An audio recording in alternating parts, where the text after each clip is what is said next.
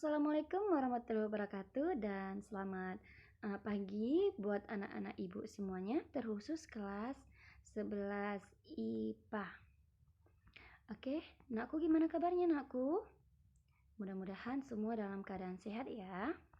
Oke, sekarang kita masuk pelajaran fisika dengan materi fluida dinamis. Ayo, disimak ya video yang sudah ibu berikan ya nakku. Oke, yang pertama kita harus tahu apa itu definisi dari fluida dinamis.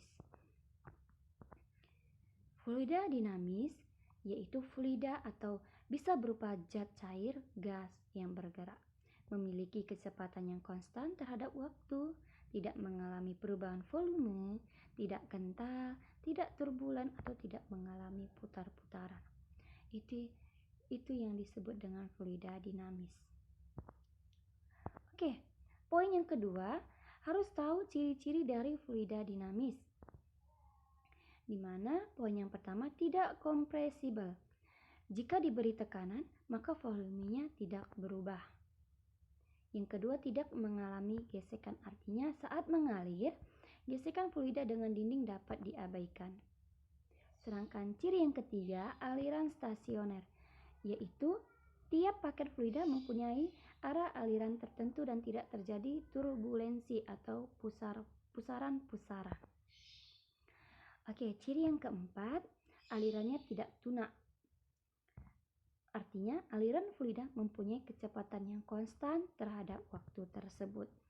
Oke, itu adalah ciri-ciri dari fluida dinamis. Poin yang ketiga, kita harus mengetahui jenis-jenis dari aliran fluida. Yang pertama, aliran laminar.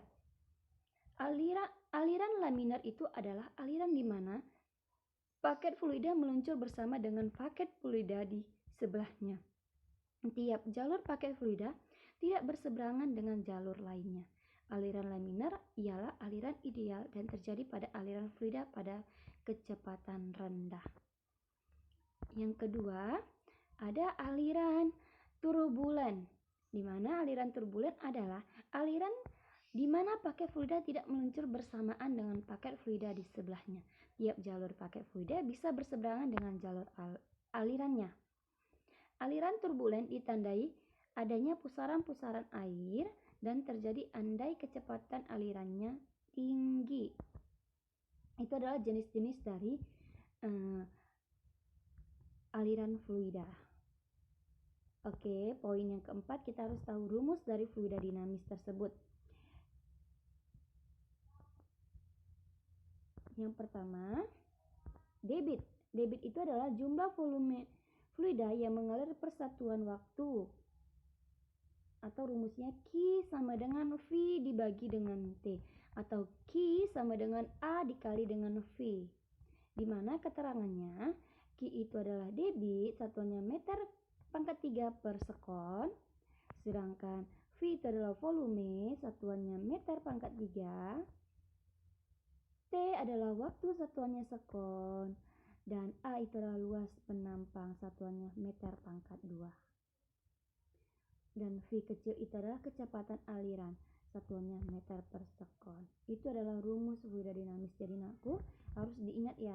Rumus fluida dinamis adalah Q sama dengan V per T atau Q sama dengan A dikali dengan V kecil.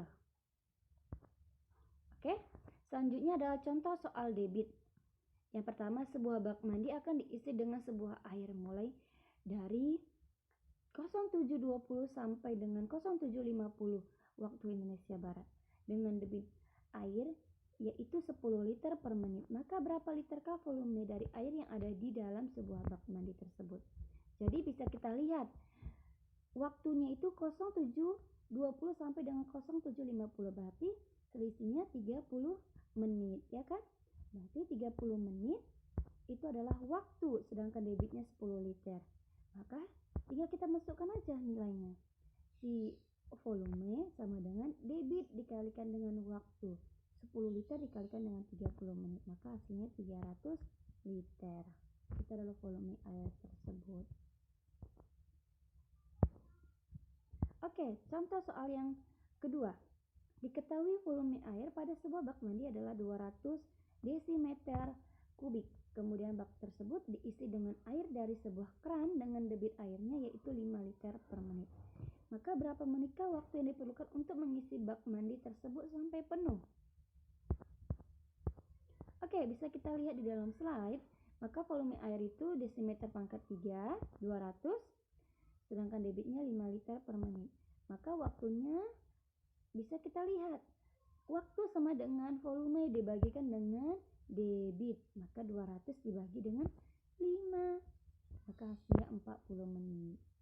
Jadi waktu yang diperlukan untuk mengisi bak mandi sampai penuh selama 40 menit. Oke, ada contoh yang terakhir, yang ketiga. Sebuah keran di kamar mandi selama 1 jam dapat mengeluarkan air sebanyak 7,2 meter kubik. Maka berapa kali liter per detik dari debit air pada sebuah keran? Maka yang meter pangkat 3 tadi harus kita ubah menjadi desimeter kubik. Maka dikalikan dengan 1000. 7,2 dikalikan dengan 1000 sama dengan 7200 desimeter pangkat 3. Dia itu sama dengan 7200 meter 7200 liter. Sedangkan waktu airnya itu 1 jam.